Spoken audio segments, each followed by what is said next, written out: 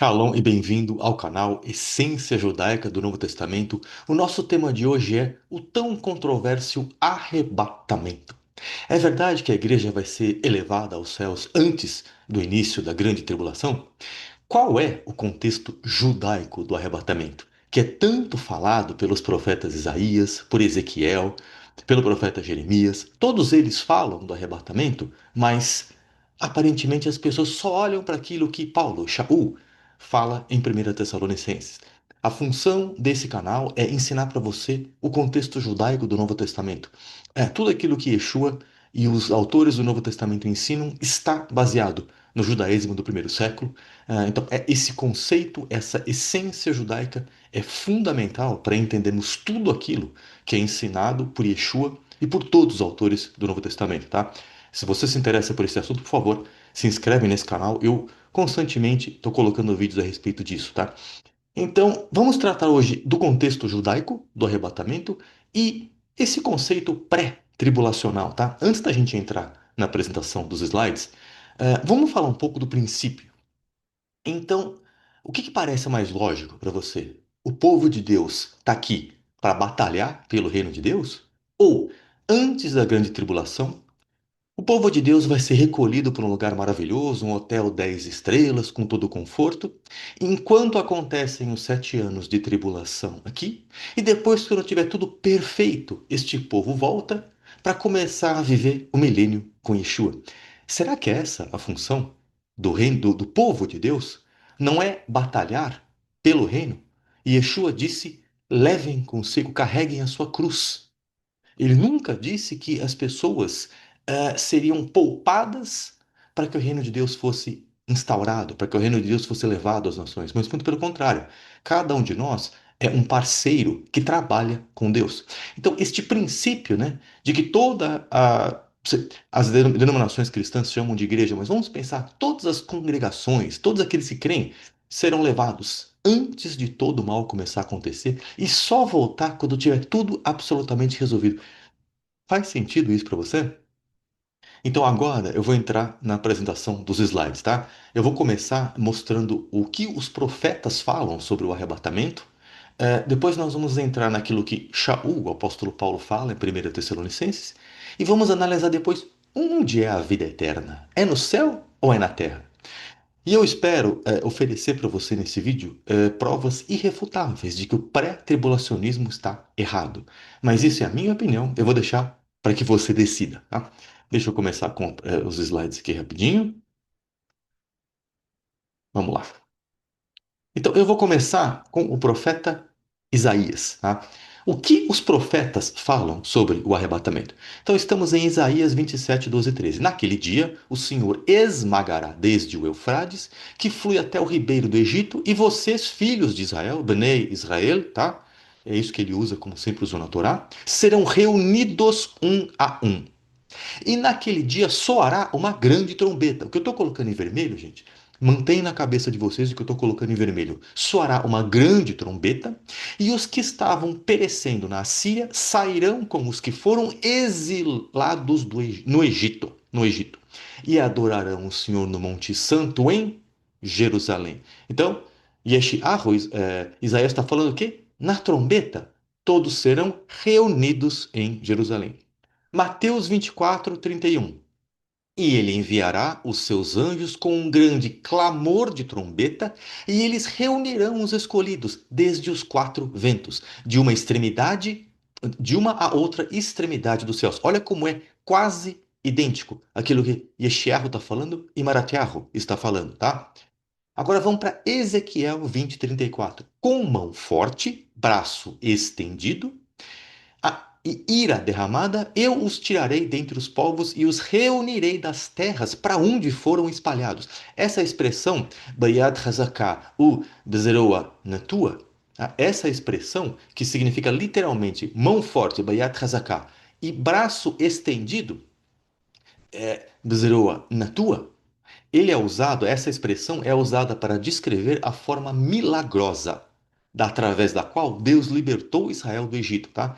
Eu estou colocando todos esses exemplos aqui em Êxodo, Deuteronômio e Jeremias, mostrando que a reunião dos dispersos de Israel, dos quatro cantos da terra, para Israel será milagrosa. Da mesma forma como a saída, a libertação do Egito foi através da mão forte de Deus, de uma forma milagrosa, também a reunião de todo mundo que pertence a Israel nos quatro cantos do mundo, em todo o mundo, será também de forma milagrosa. Isso que Ezequiel nos ensina usando essa expressão, tá? Ele está comparando a forma milagrosa com a qual, através da qual Deus retirou o povo do Egito, com a forma com a qual Deus vai trazer novamente para Israel os seus dispersos, os seus exilados, tá? Vamos continuar aqui? Isaías 11:12. Ele levantará um estandarte para as nações, uma grande bandeira, reunirá os exilados de Israel e reunirá os dispersos de Judá dentre os quatro cantos da terra. Isaías 43, 5, 6. Não tenha medo, pois estou com você. Trarei a sua descendência do Oriente e a reunirei do Ocidente. Direi ao norte, entregue-os. Ao sul, não os retenha. Traga meus filhos de longe e minhas filhas dos confins da terra. Tudo isso para mostrar como os profetas sabiam que este momento aconteceria, tá? Jeremias 31:10. Ouçam, ó nações, a palavra do Senhor e proclamem nas terras litorais distantes: aquele que dispersou Israel os reunirá e os guardará como um pastor guarda o seu rebanho. A dispersão de Israel aconteceu pelos pecados. Primeiro foram as 10 tribos, tá? No século 8 antes de Yeshua. Depois foi Benjamin e Yehudá, tá? No século 6 antes de Yeshua, em consequência dos pecados de desobediência. Mas o mesmo Deus que causou a dispersão vai causar a união novamente. Zacarias 10:8. Eu assobiarei. Tá? Esse verbo sharak é assobiar como uma forma de aviso, tá? Para que se reúnam, pois eu os redimi, e eles serão tão numerosos quanto antes. Eu os trarei de volta do Egito e os reunirei da Assíria, e eu os trarei para Gileade, para o Líbano, até que não haja mais lugar para eles, tá? Falando de trazer os dispersos. Agora, com esse contexto, tendo esse pano de fundo, nós podemos entender o que o apóstolo Paulo, Shaliach, né, como é conhecido no judaísmo messiânico, fala em 1 Tessalonicenses. Tá? Então, Paulo está se baseando naquilo que nós lemos de Isaías, Jeremias, Zacarias e Ezequiel, ok? Vamos lá. Porque o mesmo Senhor descerá do céu com grande brado, à voz do arcanjo, e ressoada a trombeta de Deus. E os mortos em Yeshua ressuscitarão primeiro. Vamos prestar atenção na cronologia. E os mortos em Yeshua ressuscitarão primeiro. Ele está dizendo que os mortos que têm salvação por crerem em Yeshua ressuscitarão primeiro. Verso 17, depois disso, tá? Essas palavras são muito importantes porque elas estabelecem uma cronologia. Depois disso, isso está escrito tanto nos manuscritos em grego como nos manuscritos em aramaico. Depois disso, nós, os que estivermos vivos, seremos arrebatados juntamente com eles nas nuvens, ao encontro do Senhor nos ares. E assim estaremos com o Senhor para sempre. Então veja, vamos estabelecer a cronologia. Primeiro lugar, ressurreição dos mortos em Yeshua. Segundo, os que estiverem vivos encontrarão Yeshua nos ares. Terceiro, viverão para sempre com ele. Pergunta: onde? Vamos responder depois. Somente após a ressurreição dos mortos em Yeshua, os vivos subirão para encontrá-lo nas nuvens. Então, esse verso aqui, ele é fundamental para entendermos a cronologia. O que vai acontecer? Qual é a cronologia do arrebatamento? Então, olha só. 1 Coríntios 15:52. Num instante, num piscar de olhos, ao som da última trombeta, pois a trombeta soará, os mortos ressuscitarão incorruptíveis e nós seremos transformados. Ele está falando algo muito parecido com o que está em 1 Tessalonicenses. Agora, vamos provar. Se a ressurreição dos mortos em Yeshua tem que acontecer antes do arrebatamento, quando vai ser essa ressurreição? Apocalipse 24:5. E vi as almas daqueles que foram decapitados por causa do testemunho de Yeshua e da palavra de Deus, e daqueles que não adoraram a besta nem a sua imagem, e não receberam a sua marca na testa nem nas mãos. E eles reviveram e reinaram com Yeshua durante 1000 anos. Os demais mortos não reviveram até que os 1000 anos se completassem. Ou seja, os mortos que não tinham testemunho de Yeshua, aqueles que não têm salvação. Agora, parte fundamental, esta é a primeira ressurreição. Não houve nenhuma ressurreição antes dessa. Bem-aventurados e santos são aqueles que têm parte na primeira ressurreição. Quando é esta primeira ressurreição? Após a grande tribulação. A primeira ressurreição ocorre antes do início da tribulação, provando que o arrebatamento ocorrerá no fim da tribulação, no momento da volta de Yeshua, para inaugurar o milênio. Isso aqui, gente, é só isso que nós lemos até agora prova que o arrebatamento pré-tribulação está completamente errado. Por quê? Porque a ressurreição dos mortos tem que acontecer antes. E a ressurreição dos mortos só vai acontecer no final da tribulação, antes do reino messiânico, tá?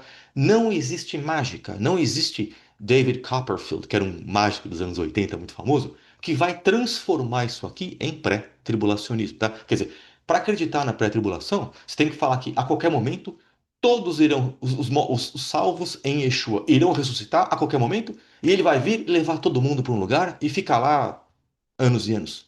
Não é bíblico isso, tá? Estes dois textos que nós acabamos de ler provam, por A mais B, que o pré-tribulacionismo está errado, tá? Mas vamos continuar. Mateus 25, 31, 32. Quando o Filho do Homem vier em sua glória, e todos os anjos com ele, ele se assentará em seu trono glorioso.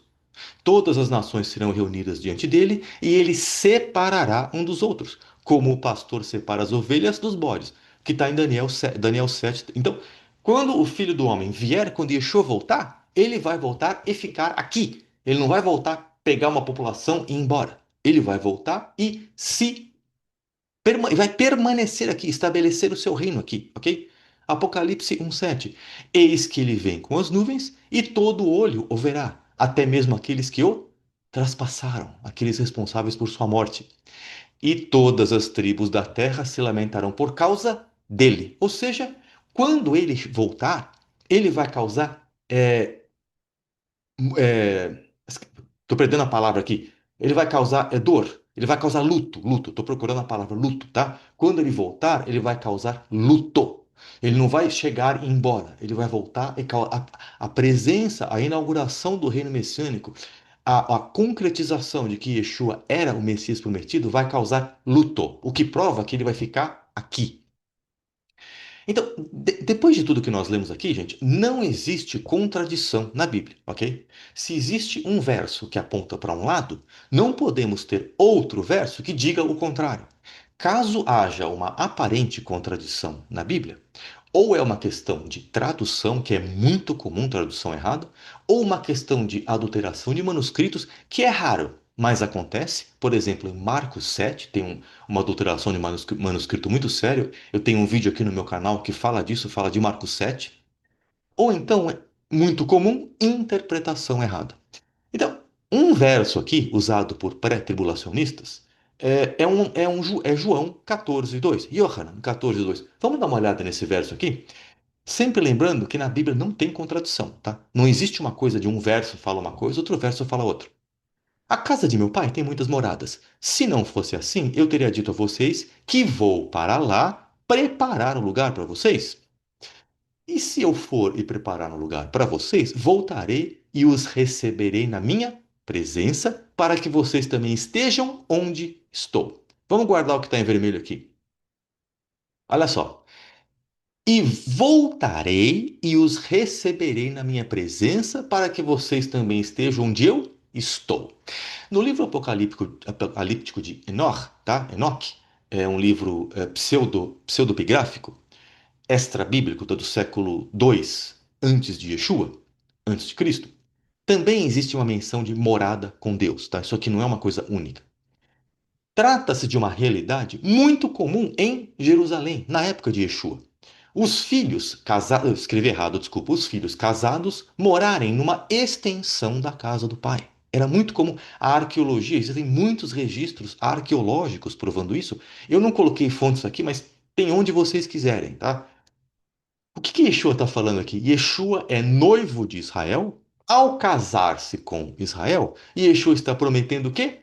Que todos nós, como a esposa, Israel, como a esposa dele, vai morar com Deus, que é o Pai. Ou seja, aquilo que acontecia na realidade de Jerusalém naquela época, dos filhos casarem e irem morar numa casa que é a extensão da casa do Pai, é o que Yeshua está prometendo para Israel como o noivo de Israel. Agora, voltarei, eu voltarei. De onde para onde?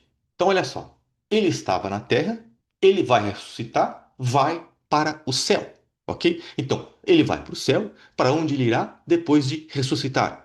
Voltará o quê? Para a terra, tá? Do céu, ele vai voltar para a terra, seu local definitivo para instaurar o milênio. Ou seja, este verso aqui, gente, não prova nada de pré-tribulacionismo, nada.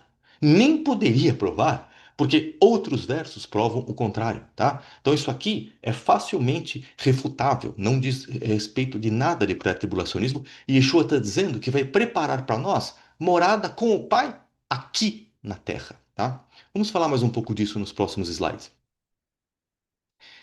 Uma evidência adicional, gente, é a palavra apanteses, tá? Então, quando o apóstolo Paulo fala lá em Tessalonicenses que nós vamos encontrar o Senhor nos ares, ele está usando essa palavra apanteses. Olha o que o Bible Hub, que é um dicionário, tá? Existem vários dicionários de grego do Novo Testamento, o Bible Hub é um deles. Olha o que ele fala. A palavra traduzida como encontro, esse apanteses, é encontrada apenas 3 vezes no Novo Testamento grego. Em cada contexto, descreve uma saída proposital para saudar uma pessoa importante que chega, enfatizando boas-vindas, honra e acompanhamento. Embora os contextos sejam diferentes, parábola, narrativa de viagem e ensino escatológico, o ponto em comum é a recepção alegre de uma figura há muito esperada e o acompanhamento imediato dessa figura ao local pretendido. No mundo greco-romano, era costume que os cidadãos deixassem uma cidade, formassem uma delegação para encontrar um oficial visitante, um benfeitor ou um general vitorioso. Após cumprimentá-lo, o grupo se virava e o acompanhava de volta pelos portões em uma procissão comemorativa. A antiguidade judaica ecoa a prática de anciãos saírem ao encontro de reis ou heróis militares. Por exemplo, 1 Samuel, 2 Samuel. Existem outros exemplos na Septuaginta também, tá? Esse contexto esclarece cada ocorrência no Novo Testamento. O grupo que sai não parte permanentemente, mas retorna prontamente, acompanhando o convidado de honra pelo resto do caminho. Isso que eu estou lendo vendo o Bible Hub, existem vários outros dicionários de grego no Novo Testamento que vão dizer a mesma coisa. Várias e várias fontes dizem isso, tá? Então, o que que é o arrebatamento? O arrebatamento é encontrar Yeshua nos ares, descer novamente para a terra, local onde será a vida eterna. Vamos lá. Ao contrário da visão geralmente ensinada nas denominações cristãs, a vida eterna não é no céu, mas na terra. Yeshua vai retornar para a terra, onde iniciará um reino messiânico, que é o milênio. Então veja bem, os mortos em Yeshua, no momento, neste exato momento, estão no local separado e irão voltar com ele para a terra. Então, este local separado você pode chamar de céu. Tudo bem, mas é um local temporário. Mesmo que a gente acredite que existe um céu onde aqueles mortos em Yeshua estão neste momento, é um local temporário. A vida eterna é aqui na terra. Vamos acompanhar, olha aqui, ó.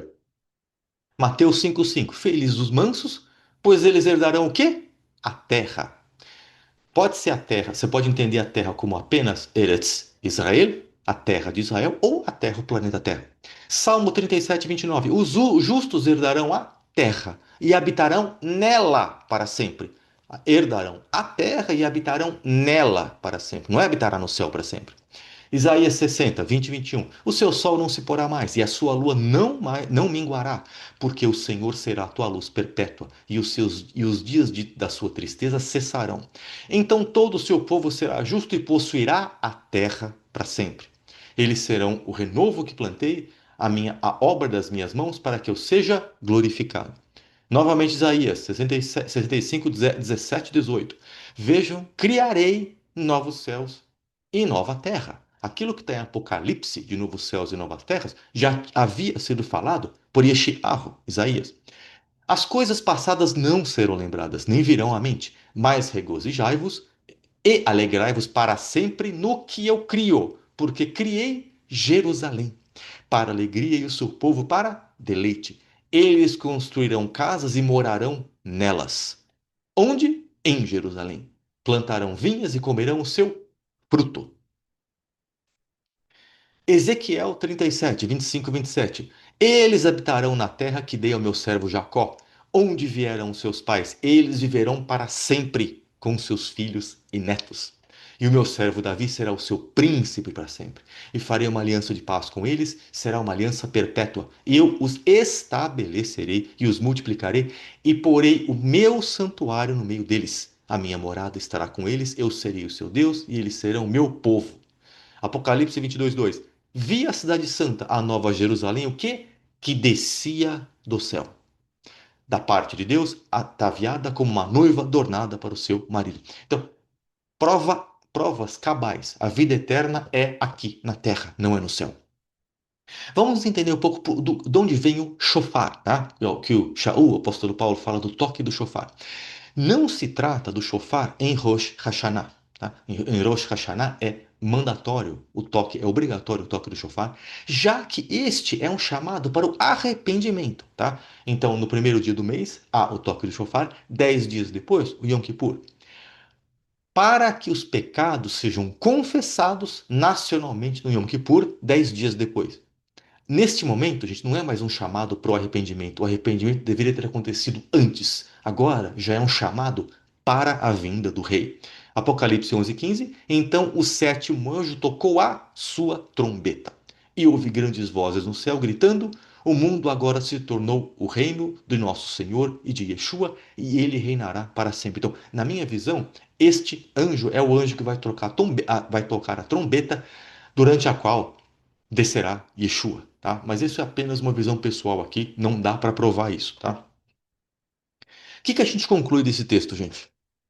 Arrebatamento é um conceito judaico trazido pelos profetas Isaías, Ezequiel, Zacarias e Jeremias. Shaul, o apóstolo Paulo, se baseou neles para escrever sobre o assunto em 1 Tessalonicenses.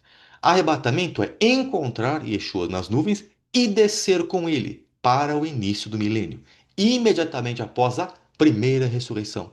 Tudo ao final da tribulação. O conceito de arrebatamento pré-tribulação foi criado no século XIX pelo inglês John Nelson Darby. Isso até esqueci de falar no começo do vídeo. E não tem qualquer base bíblica, podendo ser facilmente refutado. A vida eterna não é no céu, mas aqui, na terra. Então, o conceito de pré-tribulação, arrebatamento pré-tribulação, não existia antes do século XIX, com esse inglês chamado John Nelson Darby. Nem mesmo os pais da igreja, lá nos séculos 2, 3 e 4, que criaram muitas interpretações erradas da Bíblia, mesmo eles não criaram isso, tá? Então, eu espero ter auxiliado, gente, no contexto judaico do arrebatamento e na refutação desse conceito pré-tribulacionista que não tem qualquer base bíblica, tá? Espero ter te convencido disso. Então, se você gostou desse vídeo, por favor, compartilha com o pessoal que frequenta a igreja. Muitas denominações, muitas pessoas ainda acreditam nesse pré-tribulacionismo. É necessário mostrar que isso é um conceito errado, tá? E que o povo de Deus não está aqui para ser poupado da tribulação, mas está aqui para lutar pelo reino de Deus durante a tribulação, para ser a luz de Deus no meio das trevas da tribulação. Obrigado por ter assistido. Até a próxima. Shalom.